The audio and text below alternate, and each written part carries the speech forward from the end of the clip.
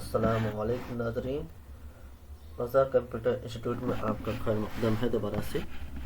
ये हमारी second video होगी पाइथन सीरीज़ के लिए, जिसमें मैं आपको बताने वाला हूँ अरिथमेटिक्स और उसके आगे वेरिएबल्स लॉस क्या होते हैं।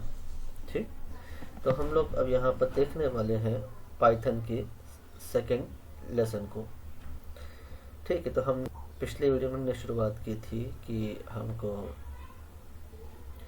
प्रिंट कैसे करना होता है कंसोल पर, चूँकि आपने वो चीज़ देखा है मुकम्मल तरीके से, तो हम लोग उस चीज़ को ज़ाहिर ना करते हुए आगे बढ़ते हैं।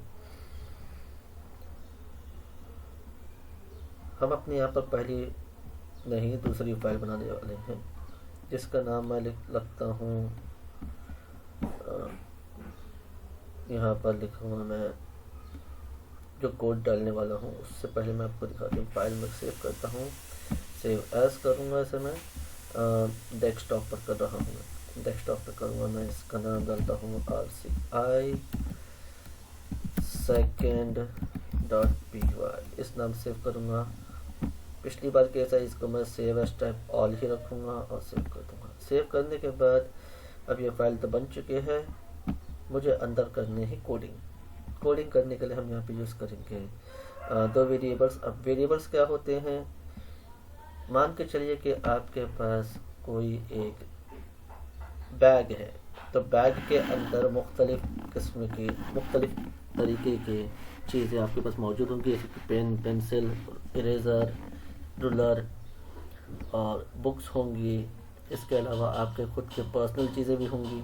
तो ये सब चीज़ें आपके पास मौजूद होती हैं बैग में। तो बैग के अंदर आप क्या क्या चीज़ रखते हैं, अब वो टाइप एक ही होगा।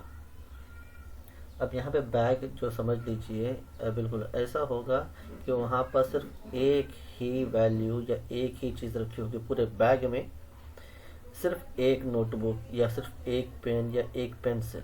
तो इसे हम कहेंगे वैल्यू। वो एक अलहद अकेली वाहिद चीज़ वैल्यू कहलाएगी, और जिसमें उसको हम रखेंगे तो वो वेरिएबल कहलाएगी।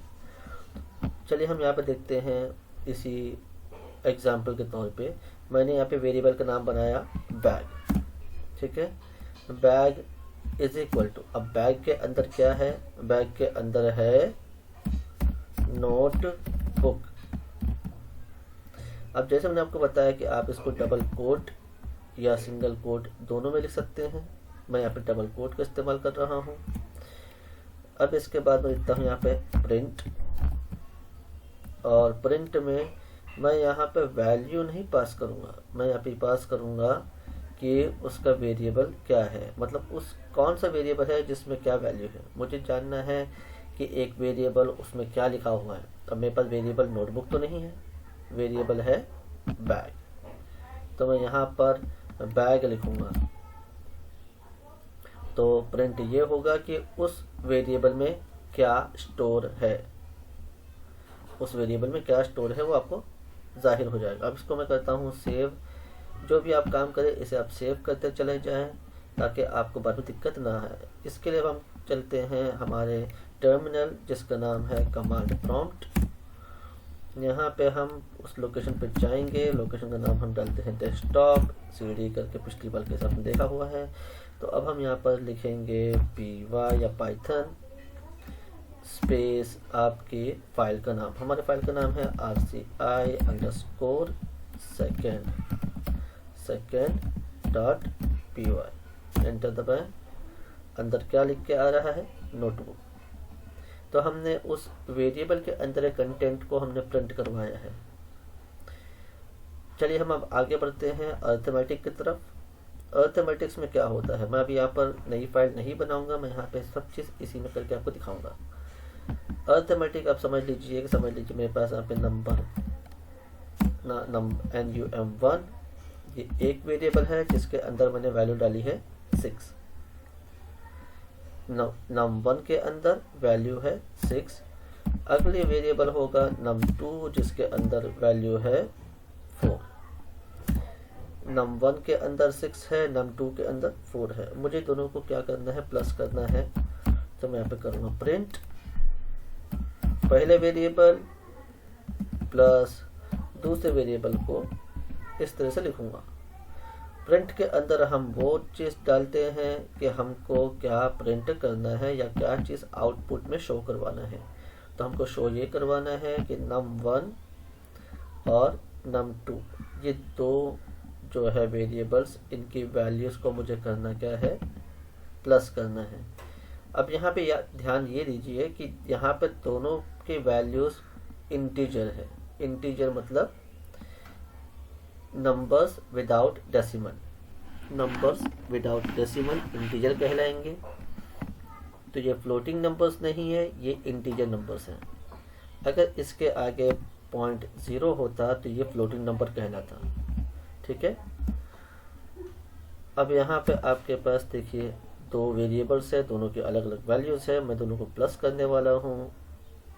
इसे मैं करने के बाद फाइल में जा कर के सेव कर दूंगा और यहाँ पर मुझे अपने फाइल को रन करना है। आंसर क्या आया, देखिए 10। क्यों?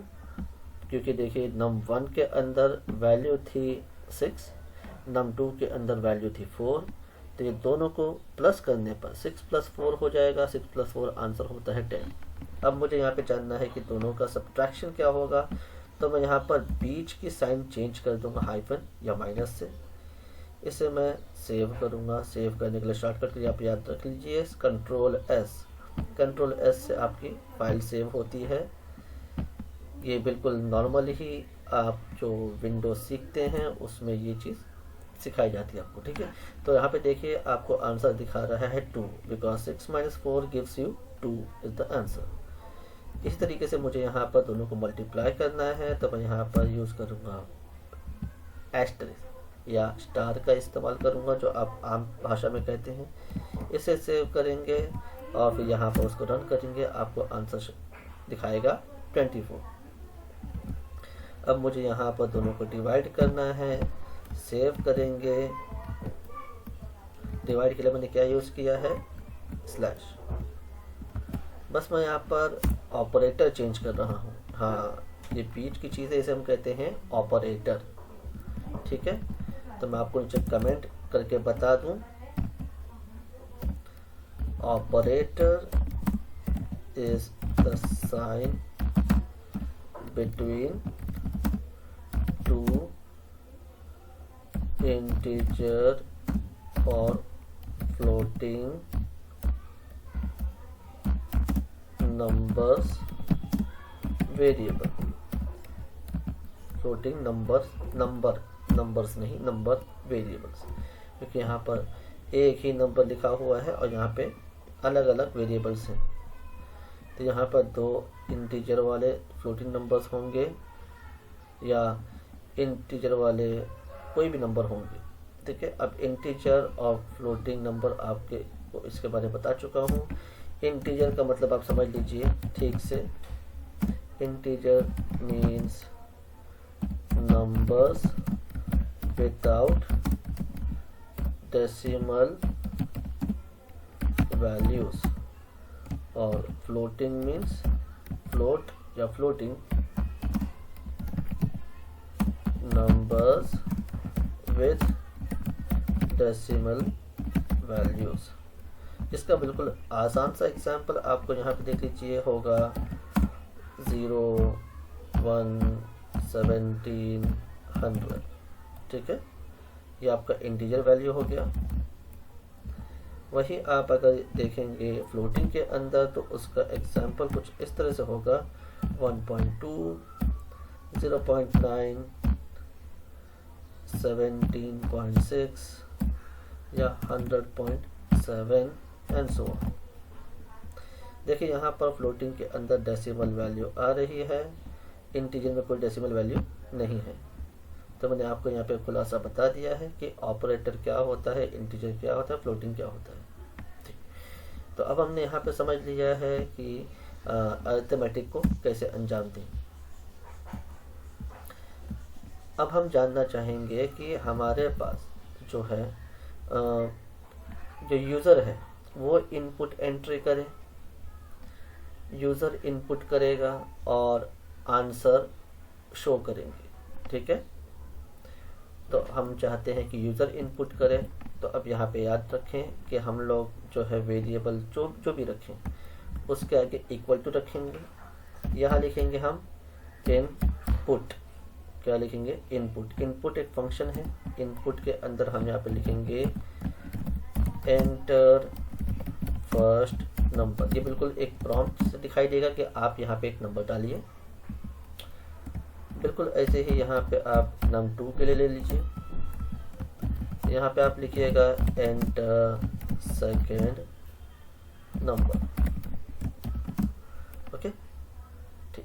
तो आपके पास यहाँ पर 2 नंबर्स हो गए हैं। मैं चाहता हूँ ये दोनों को प्लस किया जाए। पहले मैं आपको यहाँ पर डेटा कन्वर्ट करके नहीं दिखाऊंगा। अच्छा, डेटा कन्वर्ट क्या होता है वो मैं आपको बाद में बताऊंगा। पहले आप इस प्रोग्राम का आउटपुट देख लीजिए।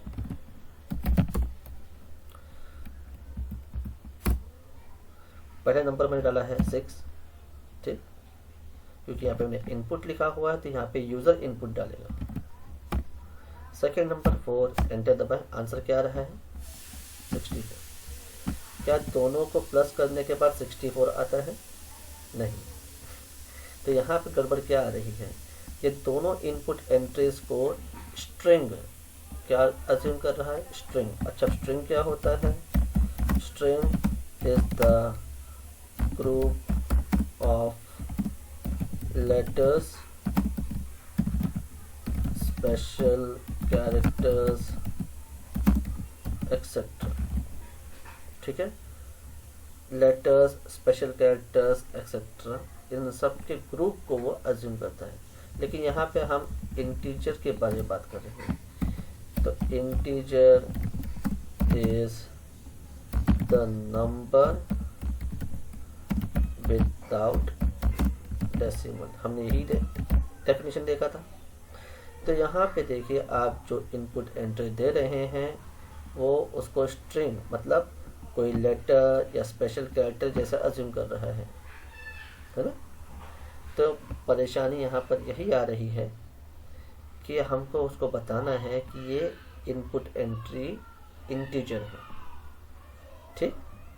तो अब हमको करना क्या होगा? हमको यहाँ पे सराउंड करना होगा int से। किससे? int से।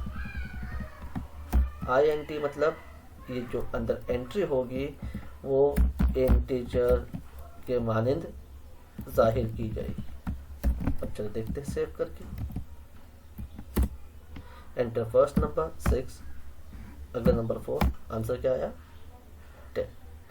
पहले आंसर आया था 64 बिकॉज वो उस वक्त जब हमने उसको सराउंड नहीं किया था इंट फंक्शन से, तो वो उसको एज अ स्ट्रिंग अज्यूम कर रहा था।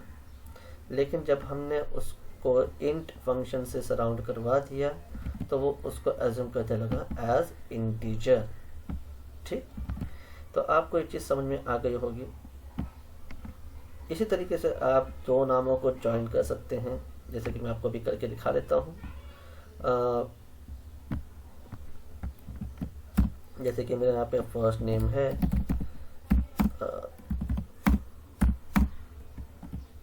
सिंगल कोट्स लेता हूँ मैं, जैसे मैं आपको बता चुका हूँ।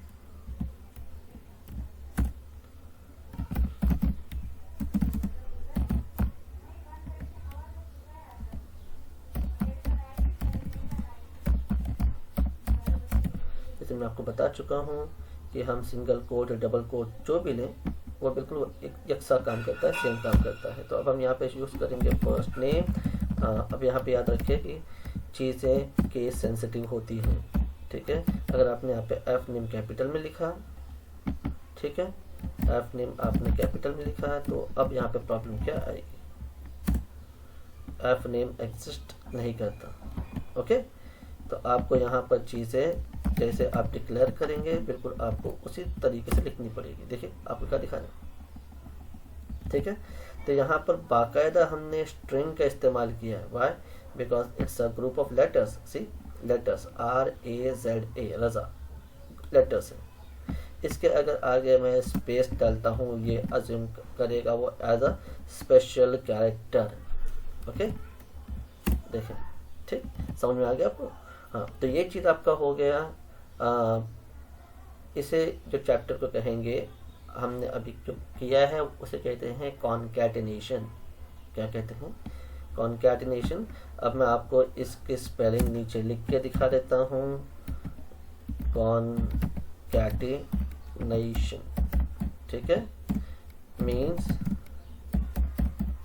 joining and merging two or more string values। ठीक है, तो हमने यहाँ पे क्या किया है? कॉन्कैटिनेट किया है, कॉन्कैटिनेशन किया है, जिसमें हम दो वैल्यूज को मर्ज कर रहे हैं जो कि स्ट्रिंग है। ओके, उम्मीद है आपको ये ट्यूटोरियल समझ में आया होगा। मैं चाहता हूँ कि आपकी तरफ से लाइक्स और सब्सक्रिप्शन वगैरह आए, ताकि मैं और ऐसी ही वीडियोस को आपके सामने लाता रहूँ। और बस आपसे उम्मीद है कि आपका प्यार मिलता रहे। Thanks for watching. जज़ाकल्लाह खैर। फ़ी अमानिल्लाह। अस्सलामु अलैकुम व रहमतुल्लाहि व बरकातुहू।